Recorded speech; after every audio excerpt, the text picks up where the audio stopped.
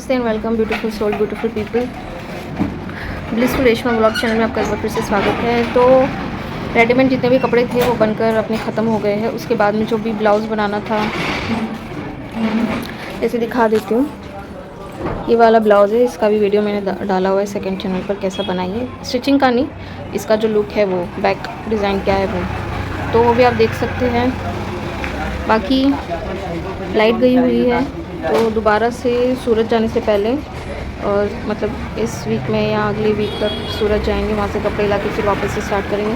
तो उससे पहले जो भी कस्टमर का वर्क है या अगर टाइम मिल गया तो फैमिली के लिए जो भी स्टिच करना है वो सील दूँगी। तो कस्टमर का फ़िलहाल जो भी था दो उनका कंप्लीट कर दिया। एक लास्ट अभी रह गया, ये है वेडिंग का लहंगा है, बनाने के लिए दिया है, दिखाती हूँ। ये लहंगा है, बस इसे मैं खोलने जा रही हूँ। तो सबसे पहले मैं इसका जो लहंगा है वो ओपन करूँगी, क्योंकि आप जानते हैं रेडीमेड बोल रहे जो लहंगे चोली होते हैं बनाने के लिए, चोली तो खैर पूरी काट कर बनानी है, लेकिन जो लहंगा है वो सेमी स्टिच होता है तो वो सील कर रखा जाता है। फिर जो भी वेस्टर्न का मेजरमेंट होता है उसके अकॉर्डिंग उसको बनाना पड़ता है। अब जो मेरी कस्टमर है जिनका ये वेडिंग लहंगा है वो काफ़ी ज़्यादा फिट एंड फाइन है, मीन्स इसके अकॉर्डिंग वेस्टर्न काफ़ी कम है, तो मतलब मुझे बहुत सारा काम करना पड़ेगा। सबसे पहले तो मुझे जो लहंगा है वो पूरी तरह से खोलना पड़ेगा, फिर उसकी कलियों को छोटा करना पड़ेगा, जो वेस्टर्न है उसमें एडजस्ट करके और फिर उसको सिलना पड़ेगा। तो बहुत लंबा काम है, उसमें जो भी स्टोन वगैरह होंगे वो सब निकालने पड़ेंगे, सिलने के बाद में वापस से स्टिच करने पड़ेंगे। तो चोली बनाने के लिए जो लटकन है वो मैंने ऑलरेडी मंगा के रखे हैं, तो वो भी दिखाऊँगी मैं कैसा है। बाकी यही अपडेट है, लाइट गई हुई है तो इस बीच जो लहंगा खोलने का काम है उसको मैं ओपन कर लेती हूँ और फिर हम उसको सीलेंगे। तो एक हाथ से तो नहीं खोल पाऊँगी मैं इसे।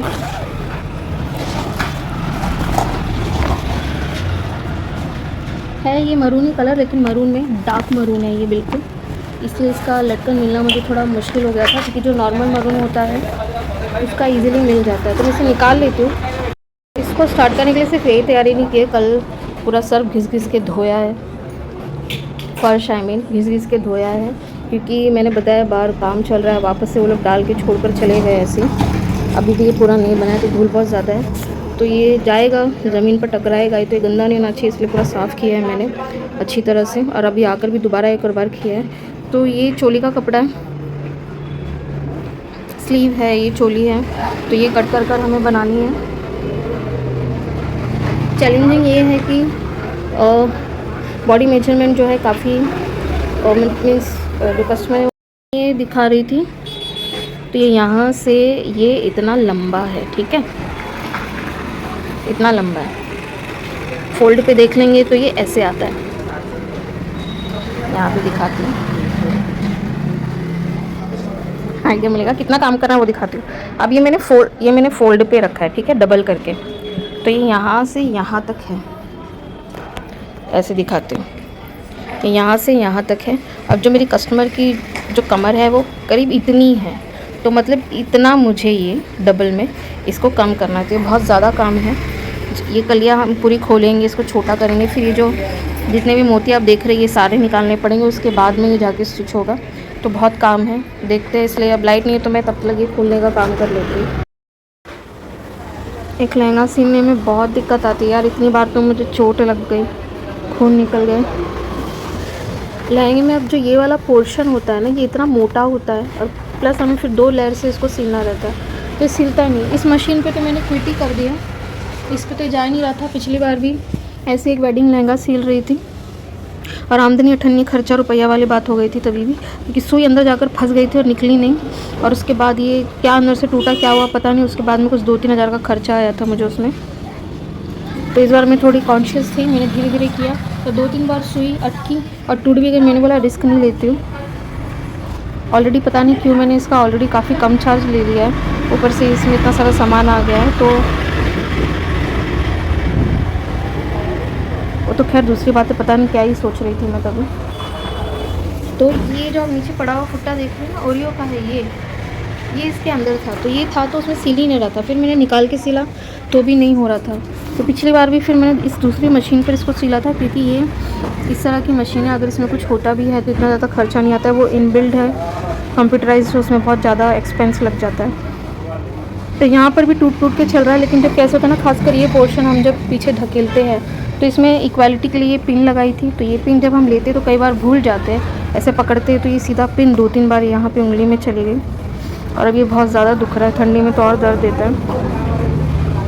तो मैं सुबह से लगी हुई हूँ। सिर्फ ये इतना ही काम था कि बाकी सारा कल परसों मैंने करके रख दिया था। आज सिर्फ इतना ही काम था कि इसको साइड से सिल के ज़िप लगा के इसका बेल्ट लगाना था। पर ये साइड सिलने में मुझे इतनी परेशानी आ गई है। और ये सारी चीज़ें जो सिलाई के लिए आते हैं वो लोग नहीं समझते हैं कि एक इस तरह के कपड़े और लहंगे और ये सारी चीज़ें बनाने में कितनी दिक्कतें आती हैं। उनको लगता है सिर्फ एक सिलाई तो मारनी है, लेकिन ये एक सिलाई में करीब, ये मेरा लंच टाइम हो गया, 2:15 बज गए, पर ये काम ख़त्म नहीं हुआ। अभी भी मैं यहाँ जा रही हूँ कि यहाँ तक मैं इसको ज़िप लगा दूँ, ये सिल जाए तो मैं ज़िप लगा दूँ, क्योंकि नीचे अभी भी कई जगह धागे टूटते हुए सिलाई हुई है। तो मुझे इसको एक प्रॉपर फिनिशिंग देनी होगी, मजबूत सिलाई। तो किस तरह होगा वो मुझे लुकआउट करना पड़ेगा। इसी में ही करूँगी, थोड़ी और मोटी सुई लाकर देखते हैं तो ये हो जाएगा। पर फिलहाल मैं यहाँ से सिल लेती हूँ ताकि मैं इसको ज़िप लगा सकूँ आगे, और बेल्ट बना के फिर जो साइड का पोर्शन है उसको टैकल करूँगी। चोली ऑलरेडी बन गई है, उसमें भी दिक्कत आई थी क्योंकि वेलवेट के कपड़े क्या होते हैं, चिपक जाते सिलाई करे या कटिंग करते वक्त। तो उनको हैंडल करना और एक प्रॉपर स्टिच करना बहुत मुश्किल होता है। तो बात ये सारी हैंडलिंग की होती है। ऑफकोर्स बाकी मेहनत भी लगती है, लेकिन हैंडलिंग इनका इतना ख़तरनाक होता है कि कई बार छोटे भी लगती है, मशीनें भी ख़राब होती है और सुइयाँ तो इतनी टूटती है कि पूछने की बात नहीं है। तो वो सारे एक्सपेंस काउंट ही नहीं होते हैं। तो इसीलिए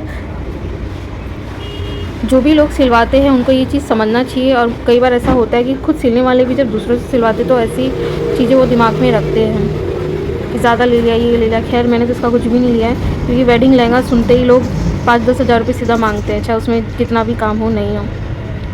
वो थोड़ा ज़्यादा हो जाता है। अगर आप पूरा ही बना रहे हो तो बात अलग है, लेकिन अगर ये सेमी स्टिच है, सेमी स्टिच में भी बहुत मेहनत होती है। मैंने ऑलरेडी इसका दिखाया है कि मैंने इसको इतना खोलना पड़ा क्योंकि वेस्ट राउंड बहुत ही कम था इसका, तो उस हिसाब से इसको एडजस्ट करने में बड़ी दिक्कत आई थी। पर वो चीज़ मैंने कर ली है।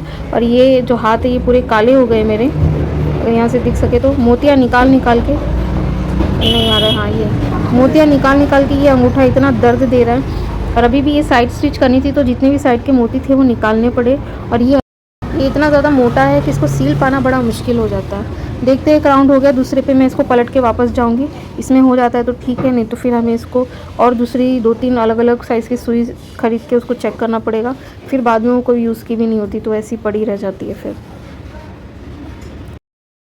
तो लाइट चली गई फिर से, 6:45 कुछ हो रहे हैं, 7 भी नहीं बजे, लेकिन ठंडी में अंधेरा जल्दी हो जाता है और लाइट भी जा चुकी है। तो ये लहंगा चोली पूरा ही बन गया। अब मैं सिर्फ इसका ये बना रही थी, अंधेरे में कॉफ़ी बनाई है मैंने, बैग बना रही थी, पूरा नहीं बना है, लाइट चली गई। ये दिखाना था कि अभी पता नहीं चल रहा है कि नहीं, हाँ दिख रहा है कि अंधेरे में लहंगा बहुत ज़्यादा चमक रहा है। इफ़ यू विल सी, ध्यान से अगर देखेंगे जो मोतियाँ हैं जगमगा रहे हैं, काफ़ी सुंदर लग रहा है। जब मैं इसको अंधेरे में देख रही हूँ तो लाइट पड़ती है तो और रोशन हो जाता है। ये भी बन गया, लटकन नहीं लगाया मैंने, इसमें बहुत मशक्क़त लगी है, चोटें भी बहुत लगी, सुइयाँ भी बहुत टूटी जब जाके ये बना है। ये लटकन है और सेम ऐसा ही ब्लाउज़ में भी है, वो छोटा है, वो सिंगल है, ये ब्लाउज़ का है। और ये जो इस तरह दिखाई दे रहे हैं दो, ये लहंगे के, तो झिलमिल स्टोन काफ़ी चमक रहे हैं, बहुत अच्छे लग रहे हैं।